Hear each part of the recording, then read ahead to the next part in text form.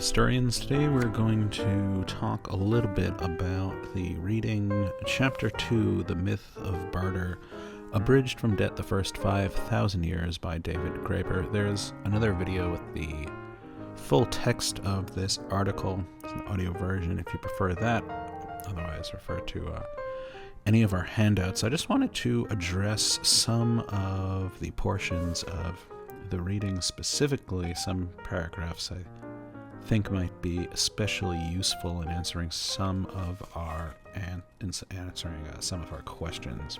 But let's kind of just go through it from the beginning. So I'm not going to read the full text of each paragraph, so it might be useful to have it in front of you or to use the other videos as well. I've gone ahead and labeled all of the paragraphs just simply in order so I can refer to them easily over audio. So if we look at paragraph 1, when we're talking about what the difference is between debt, or rather between an obligation, a sense that someone owes someone something generally, and what we would call today like an official debt. And so for Graeber, the answer is simply money. The difference between debt and obligation is that debt can be precisely quantified, and this requires money, right? So this is a reference to one of the three uses of currency that we've been talking about, right? So money is a unit of account, as well as a medium of exchange and a store of value. It being a unit of account means that it can account for things. It can precisely quantify them. If you owe somebody a favor, it's hard to say what that favor is technically worth, right? You rarely do somebody the exact same favor they did you. Usually it's something like kind of equivalent. If somebody lets you borrow their pencil, one day you'll let them have some of your snack or something like that. Rarely is it confined to just being the exact same type of thing. People have kind of a rough equivalency, right? I'm kind of doing you a favor, and later on you'll kind of do me a favor. And these favors can be anything, because they're not precisely quantified. There's no exact value of, somebody giving you some of the candy that they have, or letting you borrow something for a while. But as soon as you introduce money, things change a lot.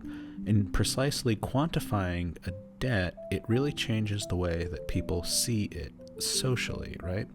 So if you owe your friend a favor, that's something that can last for a long time, and it's unlikely that your friend is ever going to be like, hey, when are you going to give me that favor? When are you going to give me that favor?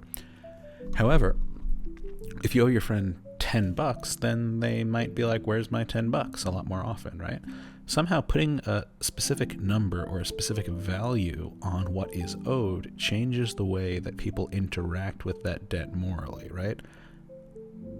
So this is important because the relationship between social obligations and debt, as in something that's precisely quantified, is pretty stark today, right? People view debt as something very official, and social obligations that are something much more nebulous. But this article is ultimately going to suggest that these are really the same things, right?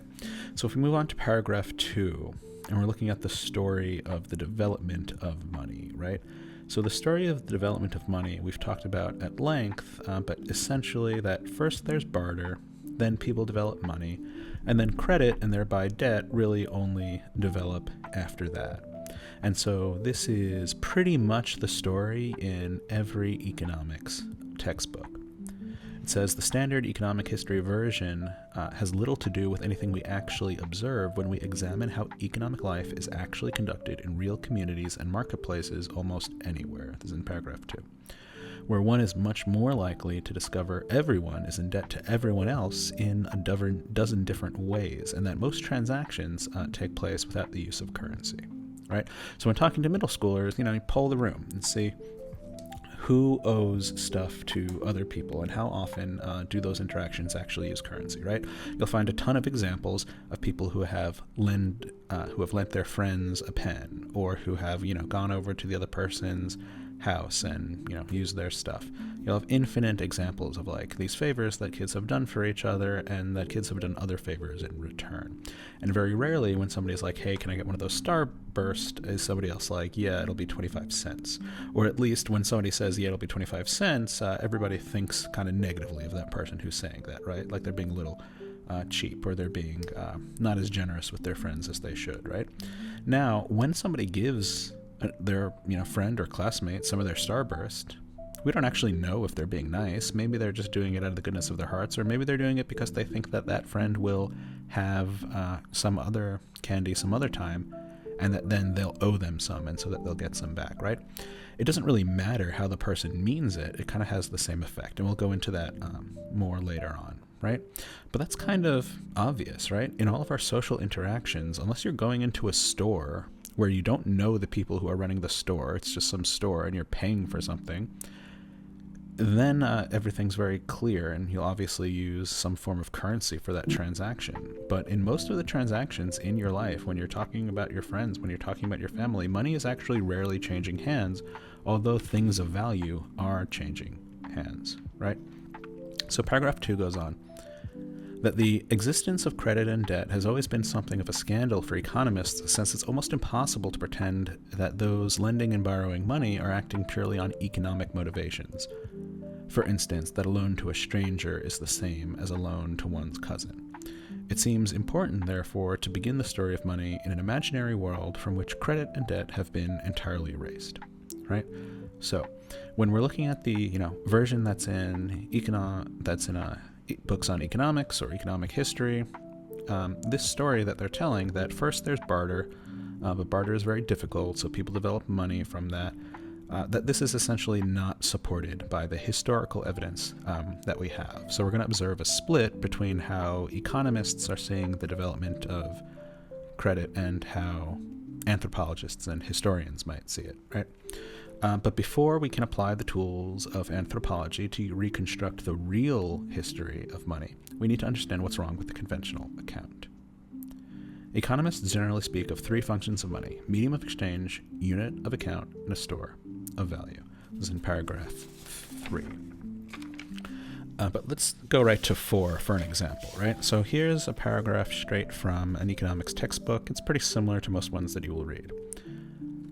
Imagine what life would be like without money. The alternative to money, or the alternative to a monetary economy, is barter. People exchanging goods and services for other goods and services directly, instead of exchanging via the medium of money. How does a barter system work?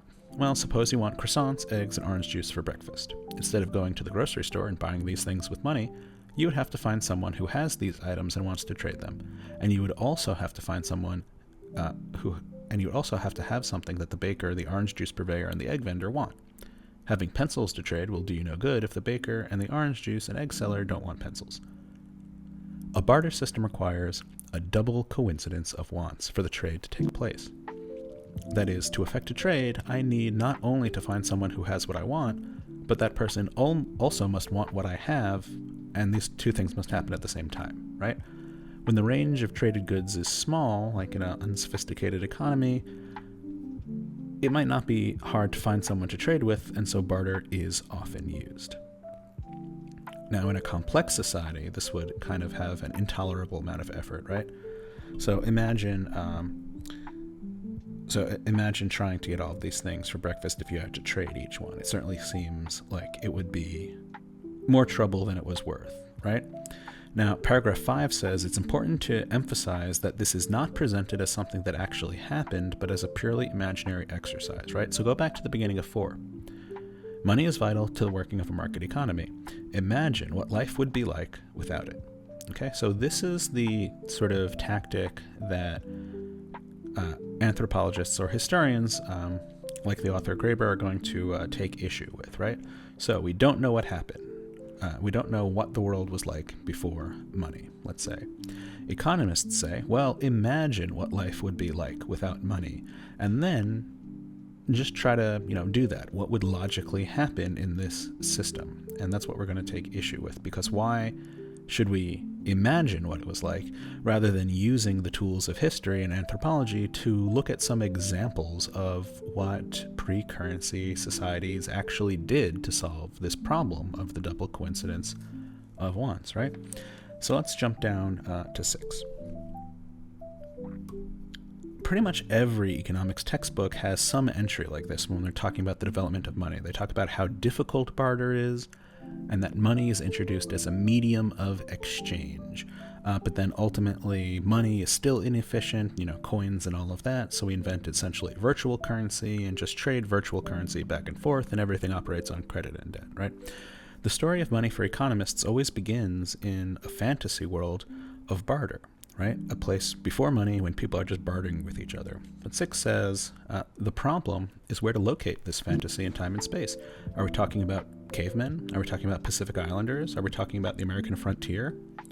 We have a situation like Henry has potatoes and wants shoes, and Joshua has an extra pair of shoes and wants potatoes, and bartering can make them both happier. But if Henry has firewood and Joshua doesn't need that, then bartering for Joshua's shoes requires one or both of them to go searching for more people and doing a complex exchange, right? Money makes this really simple, right? You just sell one thing for money and then use the money to buy whatever you want. Now, this is usually presented as some place that's kind of like our present, except somehow without money, right? So imagine a village, but it was before money.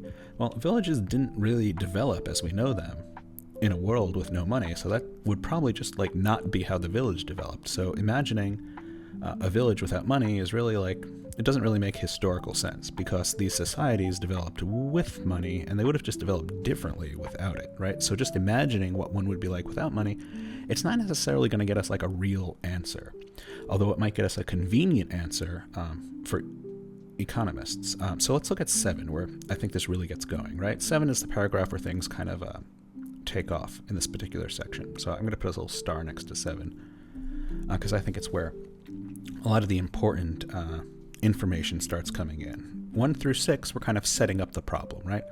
The problem is that economists tell this story that just doesn't seem to be supported by history. So why do they do that, right? It seems pretty obvious, right? Look at the end of 6. When we're in this make-believe village that money somehow doesn't exist, right? The result makes no sense. Who in their right mind would set up a grocery store in a town like this? And how would they get all of the supplies that they need to have a grocery store, right? They're going to trade for shelves to put up in the grocery store. They're going to trade for a sign that says Pete's Grocery Store or whatever. It doesn't really make any sense. And so this begs the question, right? If just thinking about it for a minute shows that this really doesn't make any sense, there's no society anything like ours that would use barter. So why are we trying to imagine it? So in 7, we hear a theory as to why economists might be pushing this story, even though it doesn't make historical sense, right? So there's a simple reason why everybody in economics textbooks feels like they need to tell us this story. And that's because for economists, it's the most important story ever told. So Adam Smith in 1776 wrote The Wealth of Nations, which is considered kind of the first real work of economics. So Smith was the intellectual heir to a tradition that argued government begins in the need to protect private property and operates best when it limits itself to that function, right? So Smith's main idea here is that money and markets, right, economics, existed before political institutions and were the very foundation of human society, right? It was only by making such an argument that he could insist that economics is itself a field of study with its own principles and laws that is distinct from, say, ethics or politics, right?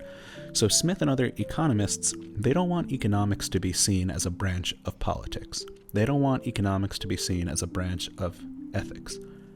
Economics definitely involves political choices, and it definitely involves ethical choices, but in order for it to be its own discipline, it needs to be removed from those other things, and it needs to have its own sort of fundamental laws and ideas that can be studied. So think about something like physics, right? Physics just kind of exists. Whether or not people want it to, the laws of physics work the way that they do. And the same is true for something like chemistry, right? We can discover the laws of chemistry, but we're not inventing them. And maybe the same is true for math, right? Every society in the world that has developed math, right? Every ancient society that came up with different types of math arrived at the conclusion that, 1 + 1 = 2, or whatever an appropriate universal truth in math is, right? And so politics doesn't matter, and ethics doesn't matter, society doesn't matter. Any society will just naturally evolve this thing called math, and so math must be fundamentally important to the human condition, and so obviously we should study it, right? Smith wants economics to be like this. So he'll say, like, anywhere, in the world, in the early days, when you don't have money, people just have to trade with each other. After all, what else could you do? And if you're trading with each other, if you're bartering, it's only natural and logical that you'll develop a medium of exchange to solve the double coincidence of wants, right? And so logically, you'll invent something like money that is a medium of exchange. Maybe it's not coins, maybe it's shells, maybe it's whatever. But any society would logically invent this, right? Now, if that were true, or rather, if that is true, then economics is certainly pretty fundamental, right? If ancient human societies all around the world all tend to do the same thing to solve the same problem, then it's probably a part of the human condition, and it's probably really important that we study economics on its own rather than simply as a branch of something else. And that's certainly good for economists because it makes them, or rather it makes their field, more important, right? And so there's more work to be done. So paragraph 8 is where we really get going. So here we're starting with the strong claim. The problem is that there's no evidence that it ever happened. That is to say, all of this bartering, right? There's no evidence to say that it ever happened, and an enormous amount of evidence to suggest that it did not. For centuries now, explorers have been trying to find this fabled land of barter, and none with success. Adam Smith set his story in Aboriginal North America, right? So in amongst Native Americans around 1776, right? Which the frontier of the British colonies were where people like Adam Smith looked to see what society might be like before becoming as civilized as Europeans, in his opinion, right? So in Smith's time, they didn't know that much about Native American economic systems, and if whoever did know about them probably didn't write books that were available in, Adam Smith's Scottish library. But by 100 years later, people probably should have known better, right? So Henry Morgan's, or Lewis Henry Morgan's, descriptions of the 6 nations of the Iroquois were being distributed around this time, right? They were pretty widely published. And these were based on actual first-hand accounts of how Iroquois lived, what their economic system actually was like. So anthropologists or early explorers, I don't know if they called themselves anthropologists yet, but either way, they observed Iroquois society. They lived among them, and they made their observations. And it became clear that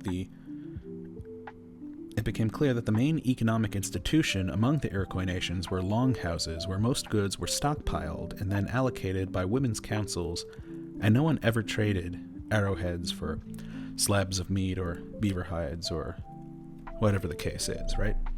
So we actually do know how the Iroquois economy worked, because there was plenty of interaction between Iroquois and colonists, and so the way that they did things was essentially supplies were communally stored in a longhouse, and if you went hunting and you successfully hunted a deer and you butchered it and you skinned it and everything like that, the resulting supplies you wouldn't then take home to your house. You would put those in the longhouse with the other fur and meat storage and all of that stuff.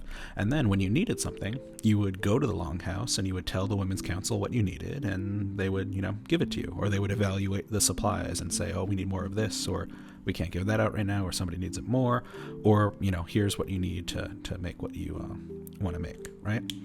So without talking about the benefits of that system in particular, it is a very clear system, right? Something clearly happens, and it's definitely not bartering. It's definitely not using money to buy stuff in a market like we would do, and it's definitely not bartering either. They had their own system.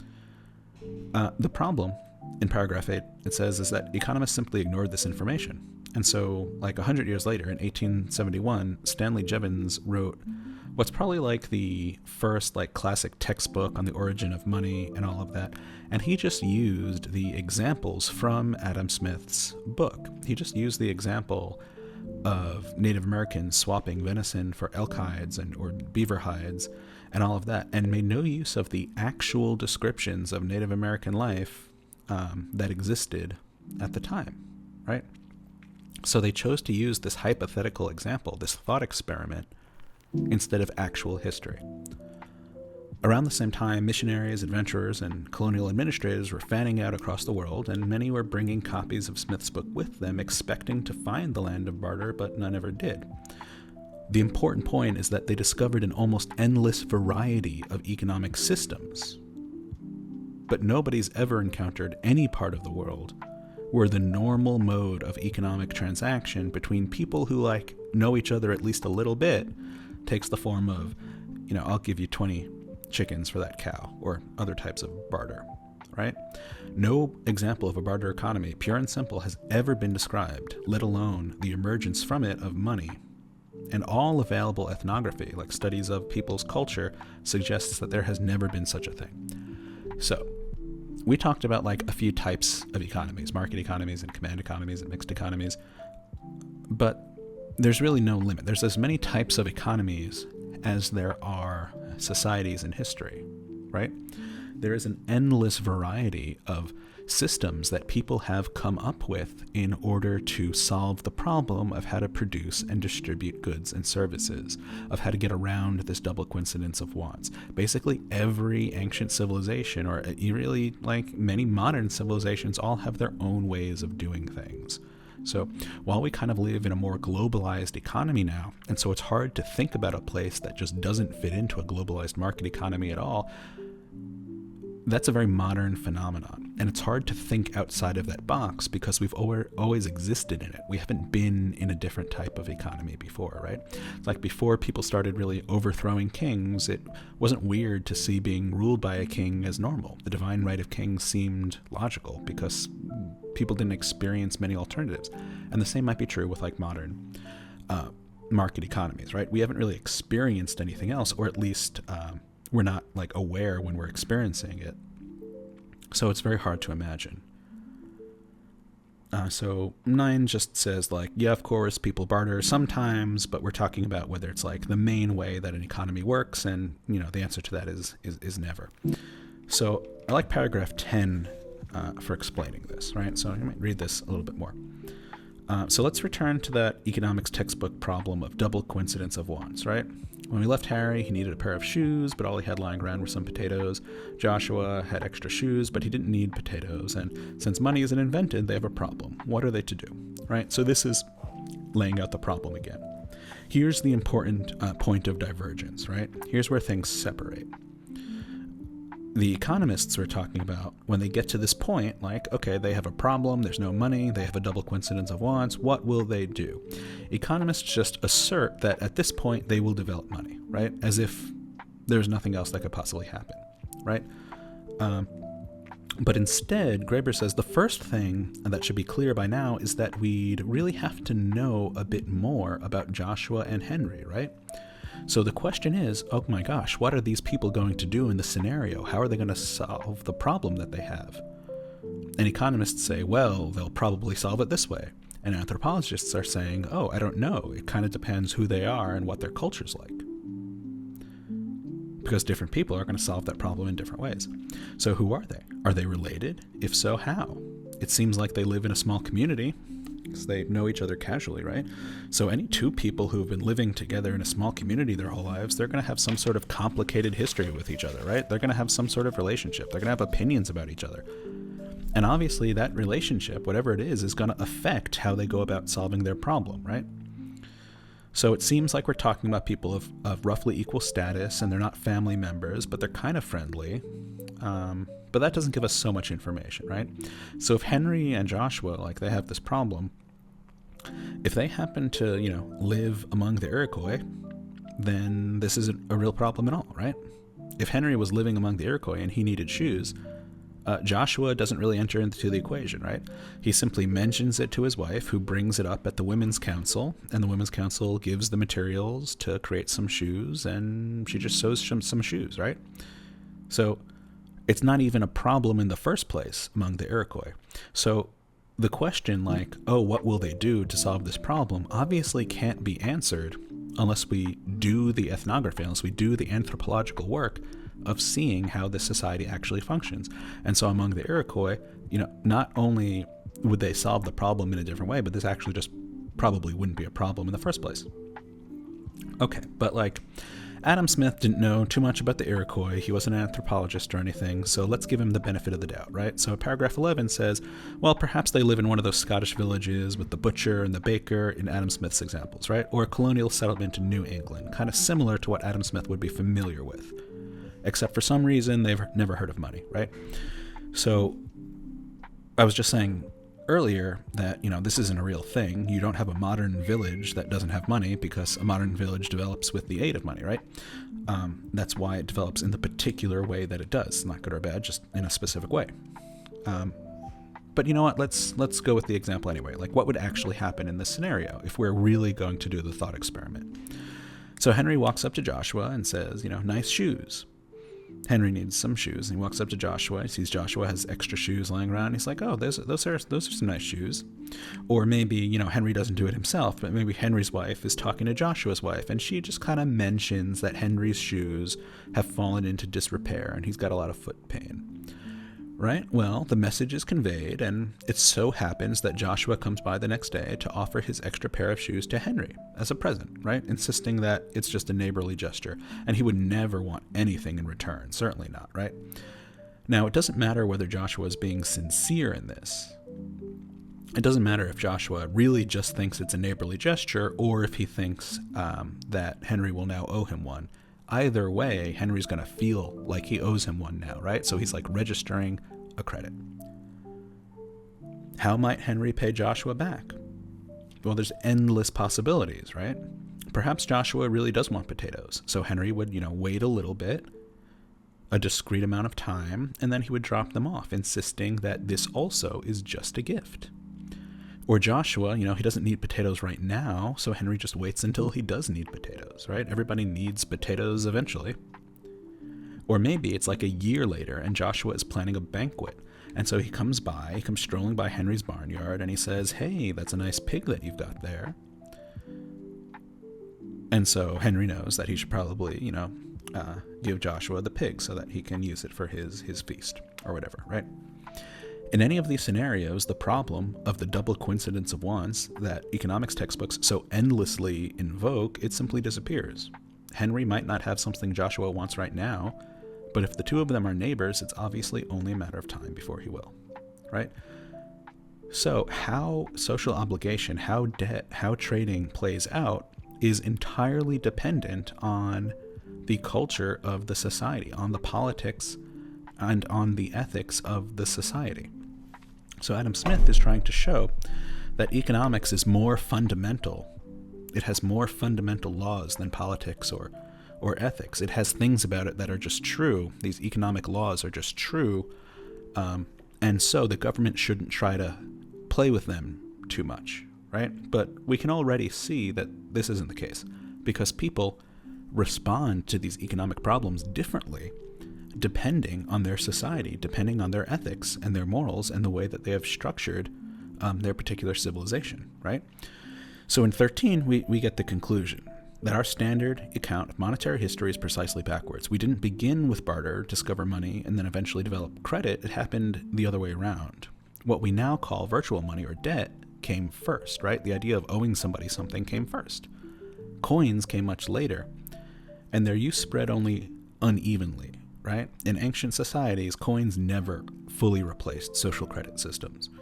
And barter, in turn, only ever actually kind of appears by accident as a byproduct of people who got used to using coins, but then for some reason didn't have access to them or to paper money, right?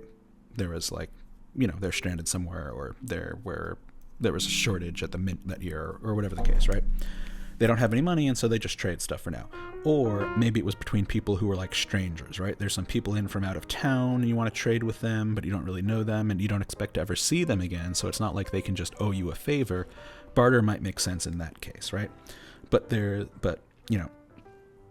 we haven't found any place where this history of the land of barter that eventually developed money and finally credit existed, right? And we have a much better idea of how some ancient societies used social credit systems, which is like a fancy way of saying cooperating and doing favors for each other, developed, right? So the curious thing is that this never happened, right? Rewriting this history never happened. The new history was never written. I mean, it was, but not in the economics textbooks anyway. It's not that any economist ever refuted this idea and proved that, actually economics is fundamental. They just kind of ignored this historical information, and most textbooks, including ours, never changed their story. So I think we should.